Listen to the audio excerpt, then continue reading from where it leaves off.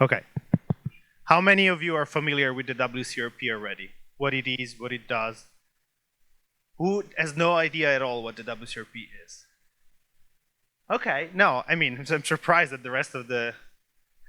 Now, if I was at the class today, oh, well, what do the people think it is? So the World Climate Research Program, of which Inés and me are part of through this activity, is essentially a program developed as part of the WMO, the World Meteorological Organization, to coordinate research around climate topics. It is the foundation for the scientific foundation for the UNFCCC, the basis of the IPCC reports, in the sense that it facilitates, for instance, it has facilitated the creation of CMIP, so the Climate Modeling Comparison Project, all of the things related. It doesn't do only modeling, though. There's also the observational part, what was called, and it is composed of core activities like SPARC, the now called APARC, Atmospheric Process and the Role in Climate, CLIVAR, Climate Variability. What it does, together with the core activities, is that they also have a series of Lighthouse activity. And these Lighthouse activities are intended normally for a period of at least a decade to highlight emerging areas in which more research is needed. Two that were before this Lighthouse activity were the My Climate Risk, to explain climate risk to the public, and the Safe Landing Initiative, that essentially was about devising scenarios, including CDR, to arrive at a safe landing in climate. Last year, actually 2 years ago at this point, in Nairobi, there was a WCRP general meeting, and it was a strong push and proposal to have another Lighthouse activity on climate intervention research. It was launched in February 2024. This was 2 days before the UNEA 6, the United Nations Environmental Agency meeting, in which SRM was discussed, which created an incredible amount of confusion, and now the thing was not on purpose. So we're sort of a year old. Normally for Lighthouse activities or every WCRP activity, the steering committee, the steering group is people nominate themselves, and then there's a vote. When a new activity is created, it's the joint steering committee from WCRP that nominates the people.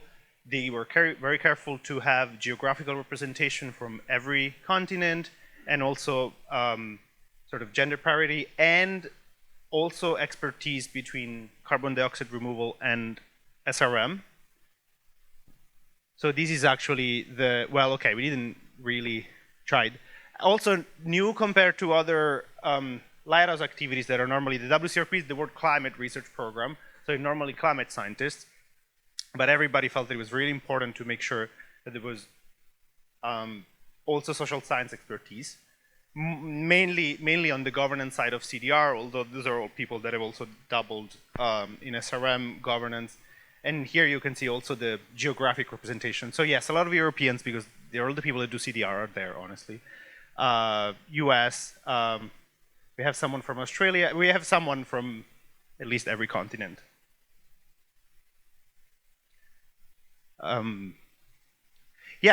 We definitely had a lot of discussions about the scope. So what we've done for now, so the idea was, again, to support the WCRP in general, but also countries, into their understanding of SRM and CDR. The WCRP is, whether you like it or not, very well recognized and very well respected. The moment this website of the Lighthouse activity was up, a ton of countries, like 10 countries at least, emailed the WCRP and saying, oh, you are thinking about SRM as well? Who can we talk to now at the WCRP about this topic, right? So it was incredibly useful, because before, the countries felt like they had no way to contact experts about SRM, or at least unbiased experts as defined by the WCRP. And so this was very useful for countries as well. So the first thing that we did as part of that, actually in the prep activity of the last activity, was to publish what ended up being 3 review papers. 2 of them have already been published, 1 of them is not published yet. One on SRM, one on marine CDR, and one on terrestrial CDR. And essentially, these are review papers on research gaps in all of 3 areas. The papers are available on Frontiers. There's also an initial hat by Jim Hurl that essentially explains why we're doing these. We've already gotten a lot of feedback about it and how we find it useful. Fundamentally, the WCRP has, well, they had a few money. Now, without the US support, really 0 money. But normally, national research programs have used the WCRP priorities to highlight potential new area of science to fund. This has been true for ENSO, for instance, 20 years ago, 30 years ago. And so our hope was that we could use these research gaps document to push forward and to help countries' understanding of what's needed in terms of research. I've also contributed in the AGU ethical framework for climate intervention research, and sort of we've made the WCRP endorse it in a way through these. This is also something you can find online, and it's been a 2-year participatory process on these. We have different views, so both on the overshoot narratives, there's a Nature News and Views with some of the members. We're involved in many ways with CMIP through CDR MIP and GeoMIP, and yes, we've organized town halls to essentially get the feedback, and actually this has been already very useful to figure out what to do next.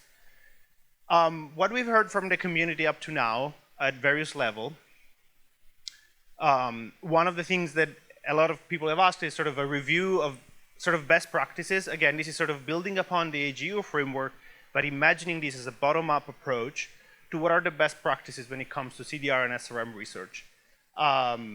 So sort of standards, we thought this was particularly important. This is one of the reasons, I'll talk about that more, but sort of why to have CDR and SRM sort of together in this activity, and we think that there's a lot of ways in which, yes, they're different, but they're also connected. And the other thing is definitely to identify policy relevant themes that climate intervention research will need to address. Potential and emerging risks, unintended consequences, co-benefits, all of these. And also identify the other part, again, that the WCRP can do. What are the resources? This is actually very important. And again, some countries have asked this. What are the resources that are needed to support this best practice? One of the main examples of these is at the last United Nations Environmental Agency meeting that happened at this point a year ago as well. There was a strong discussion about having an assessment of SRM. There was no agreement between countries for various reasons. One of the last-ditch attempts to reach some form of agreement was a request to have a research repository.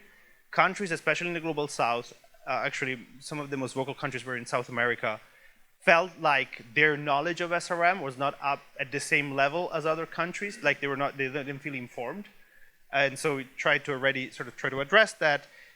And one of the things they asked for was sort of a research repository where they could access research, not just in the natural sciences, but also in the social science, and sort of understand better the whole issue.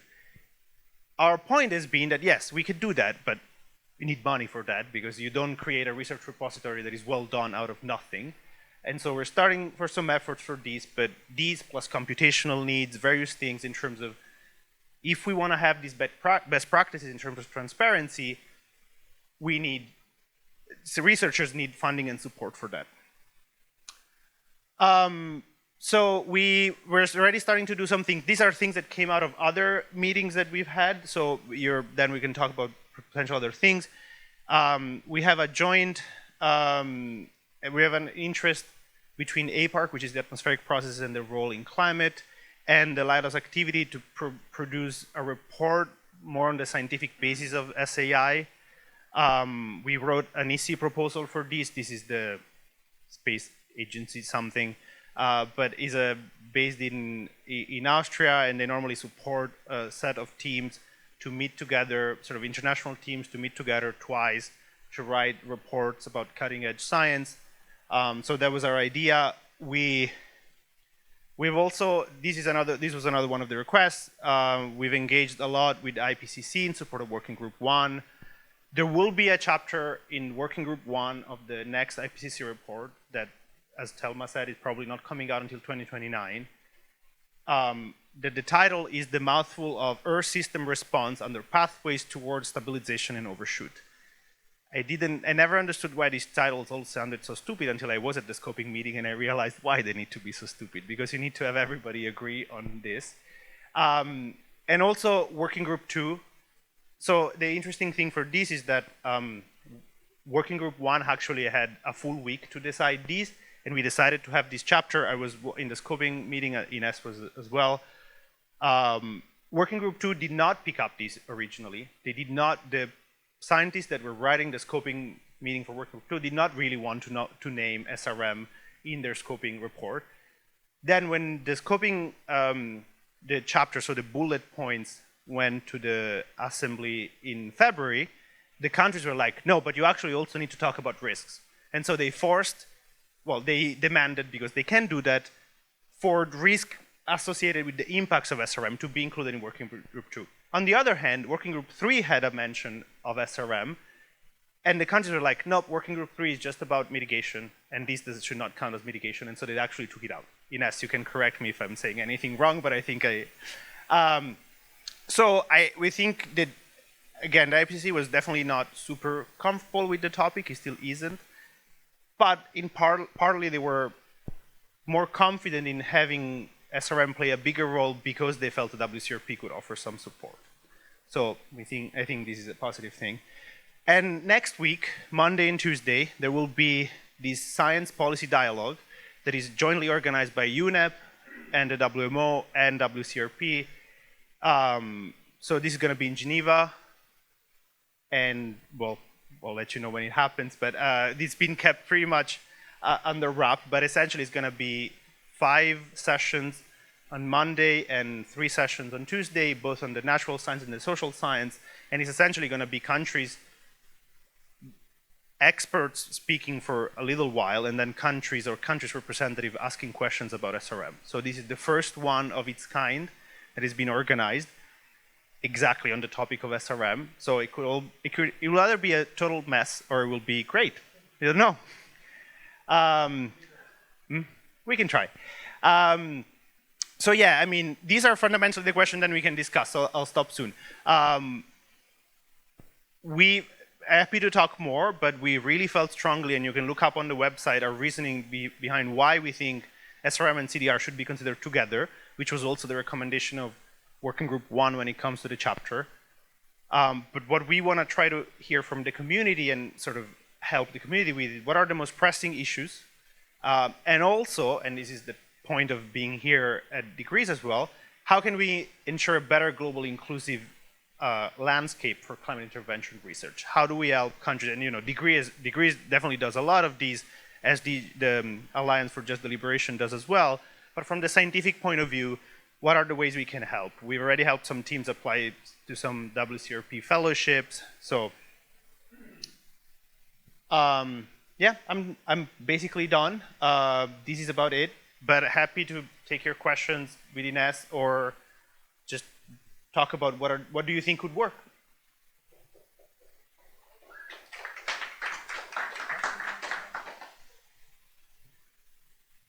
Simone?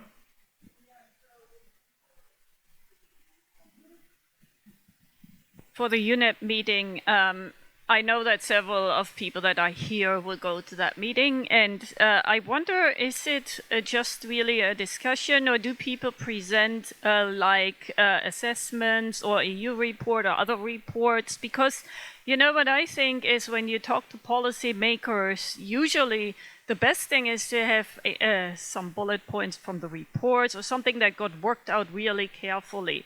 And if you just, you know, it's the question, is it on these specific people that go, like you, Inés, and others, to just communicate your science view on the topic? I mean, how does it work? Because you would think it could be easier if that's found. I mean, you have all the information on foundation in your head, but is that what do they want? To know what they want, I would need to know who's in the room, which we weren't told. In the sense that this is when stuff happens at the UN level is pretty maddening in terms of transparency. So I'm gonna give my take, but then I really want to hear from Inés. Right? Everybody feels like they want an assessment of SRM, and then nobody really wants to back it up. Right? So I'll get to your question. Right? I want to say we will not present, as in we'll have panel discussions, and we will get 3 to 5 minutes each, like 4 panelists. We'll get 3 to 5 minutes each, and some pre-prepared questions. For instance, on the modeling side, the questions are we missing something by only simulating idealized scenarios or well-developed scenarios? Should we put more focus into simulating non-idealized scenarios? But each panel is an hour or something long, and then there's a lot of time for questions. So this feels really like the countries have explicitly said they want to know more about SRM from experts, and they don't always know who to ask. So this is one of the hopes, right? And the representation in the panel is going to can strongly depend on whether the countries feel comfortable talking to the scientific community on whether there's agreement. This topic, I mean, I don't need to tell you, it's contentious, and so the countries have a lot of worries that the scientists are not unbiased enough. This is a thing. There's no way around it. For the meeting, the countries wanted to know who were the scientists that were going to be there in Geneva, and they were like, we don't want people who are trying to sell SRM. If you read the discussion that happened in China in February, Belgium and France raised this point a lot in terms of maybe we should talk just about the risks of SRM, who is going to be the author. There's a lot of that, right? So I don't think we write a strong, we as the scientific community will write a strong report on that unless we have the buy-in and sort of the legitimacy that comes from countries trusting us as the scientific community to write the report. And the ozone assessment, it was different because it was specific, it was kind of very technical, it was easy to pass, and you were there, you remember how hard it was to get the approval even from other scientists in a way, right? Well, but never, I don't think for any other IPCC report, there were questions from scientists or policymakers whether the people that were chosen to lead the report were unbiased enough. Maybe outside, but not inside. Whether they were the actual expert, or whether the fact that they were experts made them biased because they have an interest in talking about SRM. I think this is an issue, right? I don't know if Inés or Frank want to add something on this. What I can say about the next week meeting is that, for example, for day 1, there are 5 sessions from what is SRM and a general explanation, but with a panel. So it's not so easy to organize something when you have different people talking for 5 minutes each with no slides to explain what SRM is. And then about observations and data, after that about modeling, and there's one for me a bit controversial about trials and outdoor experimentation and deployment, and another one about impacts, and I don't know if I'm missing one more. And the second day is more on the social side, with also some panels, and after that more the real dialogue between researchers and policymakers. So and there will be some member states sitting there, some in a hybrid form. I've been trying to ask which countries will be there. I know that by country Argentina will not be there because we are not participating in anything now related to climate change. Yeah, I don't know. And some countries, you don't know.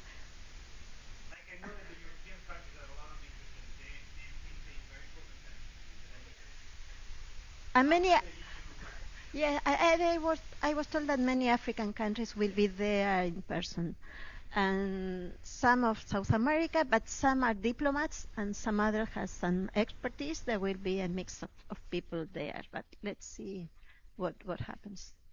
Frank, you want to add something? Actually, you should add the observations before we hear for the fact that there's no actual observation. Yes, so is this on? So one of the things, so the first thing I see, I think it's mainly to inform people because if the parties are not informed and don't have the feeling they really know what the topic is, they will never say, go and do an assessment. I think that's sort of the number one goal, is for people to inform the parties in an as unbiased way as possible. Right? I think that's the number one goal. I think I will just say for the panels, I think the idea is to really talk amongst each other, that every person knows what question they're going to get and kind of know what topic, there's not that much time. And one of the things I found interesting, which I've seen before, is that for the observationalists, there's a panel on observations, but there's actually, I would say, not really a single person that actually does observations among that panel. Perhaps that's so that you're unbiased, right? On the field, on the field trials, for example, I shouldn't be on that because I had Scopix. I actually agree with that. Perhaps that's why it's like that. But it is weird to have a panel on what observations are needed with the people not really being observations. The ideal thing would be to have a mixture of modelers and observationalists talking to each other, saying, what do you need? What can we do? What is the status? But that's just one observation. I don't think it actually, I think it's going to be so high level that it actually probably doesn't matter.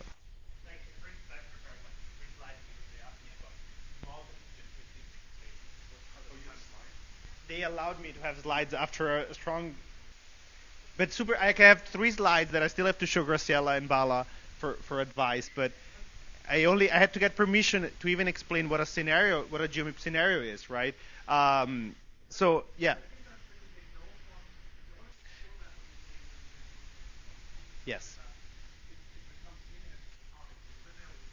Yeah.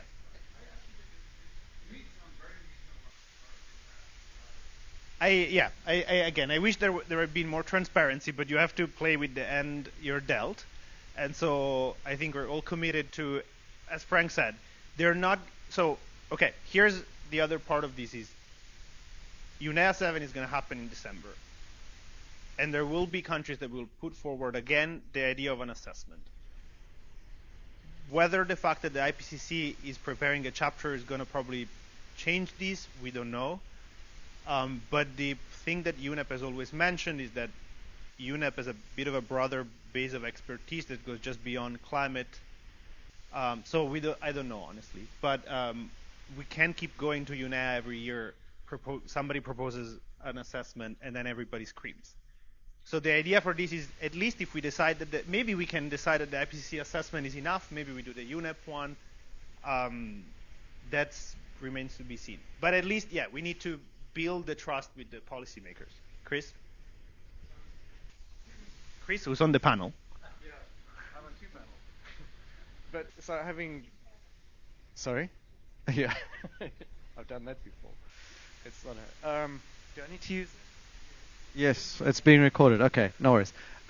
Yes, so having just come out of a session where we've been talking with African policymakers who will be at UNEA and who were at previous UNEAs, the reason the African bloc basically sunk the proposal was because it wasn't no because it's SRM, it's no because we don't know about this. So it's very much an awareness creating thing that we should be doing, that we're doing in our 2 panels, and that also that the Lighthouse ought to be doing. But if I'm assuming this is what we're talking about, having just come in. So if it's UNEA, it's very much about creating awareness of what's going on in next week, so that in December it's an informed decision that's being made, so that there's better awareness, better informedness, if that's a word, of the parties that will be there. I mean, sometimes even, again, when we had back in November, we had a Zoom call with all the IPCC Working Group 1 co-chairs, and the chair, Robert, is he the chair? Co-chair. The co-chair Working Group 1 really asked, are there even enough papers to write a chapter on SRM? I know, I was also amazed, but I had to smile and say, yes, I think so. I don't know how you define how many papers, but I think you would be surprised at how many scientists even refuse so much to engage with this issue that they don't know that GeoMIP has at least 8 models, that there's probably over 200 papers on the topic, that we've been thinking about this hard in some senses. So even having a call with the Working Group 1 co-chair has been useful to demonstrate that there's expertise in this topic.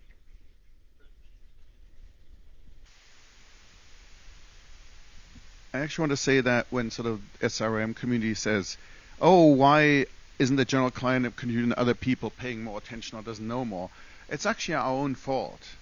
It is not useful to say, why don't they know? Right? If we think it's important, it's on us to broaden it into that community. I think you can't expect people to on their own necessarily. Perhaps they should, but it's not productive. I think these things like this, the WCRP, all these things are really important because it's really on us to make the rest of the scientific community aware in an unbiased way that makes them willing to engage with us. And the same for the policymakers, right? It's really our responsibility. So I think saying, how can they not know? I understand what you're saying, but yeah. No. Everybody else done. Sorry, Simone.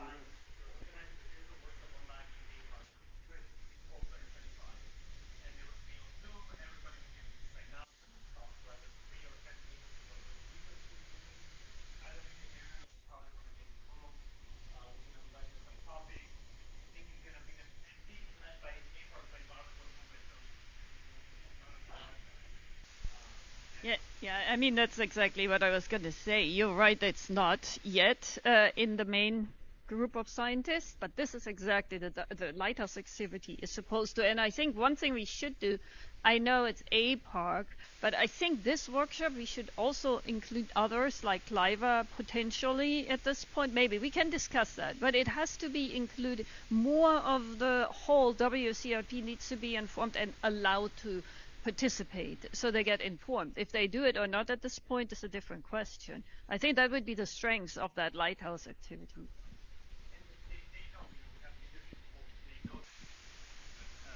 It takes somebody inside the climber activity, for instance, to like this thing came from APARC, which was great because Nadine went to the APARC General Assembly, and people were like, "Oh, we should do something together." Cliver is like in Australia this year. I'm not going to Australia in September, but you know, yeah, no, you're right. Cliver would actually, especially for MCB, actually this one is going to be just for SAI, but I would love to do something like this for MCB. But APARC, even though it renamed itself from Spark to APARC, they're still mostly stratospheric people, so they don't know anything about MCB, about clouds, about cloud variability and all of that. So I need to get in touch with the clever people more for these. But if you have any more ideas, yeah, I mean, and if any of you is in those communities, the same thing is for, you know, more on the impact sides. Anybody else has questions or observations? Not real observations, like, I mean observations, but these. No, just a comment that I think we should still think about having a dedicated assessment report on climate intervention on SRM, just not to expect to have this from IPCC, even when there's a chapter where we know that SRM will be there, because we already have SRM in the 1.5 report and in the 6 assessment report, but after that information is not elevated to the summary for policymakers. So the policymakers do not receive any information about SRM from IPCC unless they really read the full assessment report, the 3,000 pages, that they don't do that.